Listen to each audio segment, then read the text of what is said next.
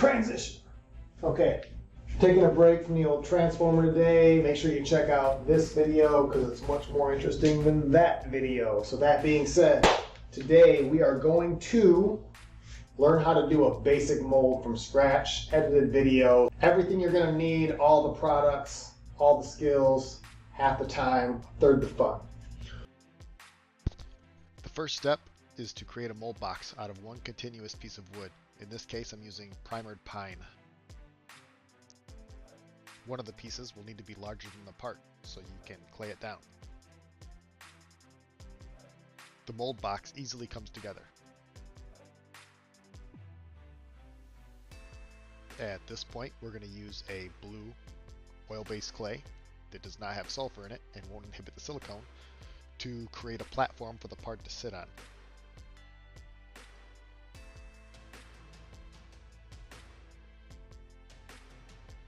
After you have clayed up the base, you can smooth it with petroleum jelly, Vaseline, and this will also help the part and the silicone to release cleanly.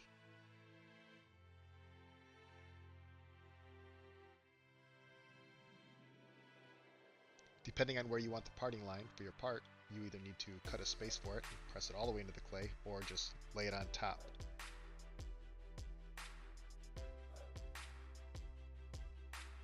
In this case, the parting line is at the very base of it, so I am going to just seat it down and then make sure I have no gaps around the part.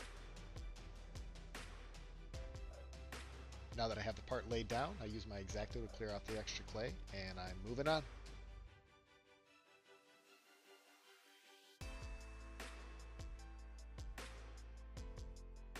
Because this is going to be a two-piece mold, I need to put registration points, or keys, into the clay. In this case, I'm using my trusty marker and just pressing divots into the clay.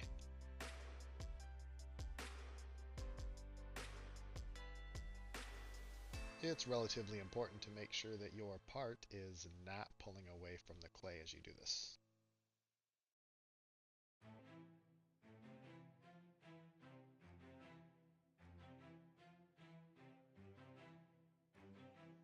We have plenty of registration points, so let's put the mold back together. Get this baby ready for some silicone.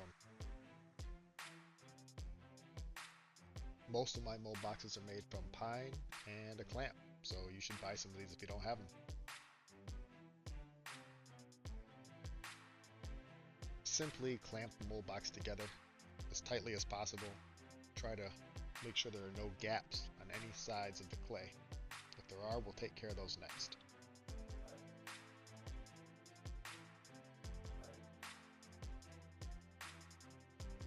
I'm going to use my clay up tool here just to put a groove all the way around the edge and force the clay up against the mold box so silicone cannot leak down around the edges. This shouldn't be an issue in most cases, but because I'm only clamping it together, I typically seal this fully off with clay. This platinum-based silicone from Polytek is a 10-to-1 mix ratio. It's Plasticil 7345. This is great silicone. It's my go-to when I'm making something that is going to be a long-term, high-detail, high-pull part. In this case, it's weighed around 250 to 256, so I need to add 25 grams of catalyst. I've added a little extra to make it cure slightly faster to make sure I get a good cure.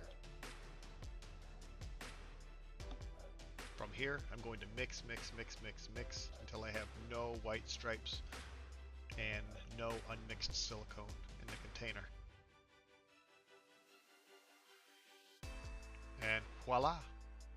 It's all mixed up, ready to pour. You never pour silicone directly onto your part. You're going to pour it in the corner. In this case, while pouring, I get a small dab of unmixed silicone. It was at this moment he knew. He f***ed up. So that I'm able to quickly get out with my finger and keep going. I pour it smoothly and I try to let it settle. Never pour on the part. Stay tuned as we get through this mold and the rest of the parts. We're going to actually build Boba Fett's entire blaster out of all the pieces. Be cool, be kind, be true to yourself, be somebody, and if you can't, be somebody else on Halloween. Deuces.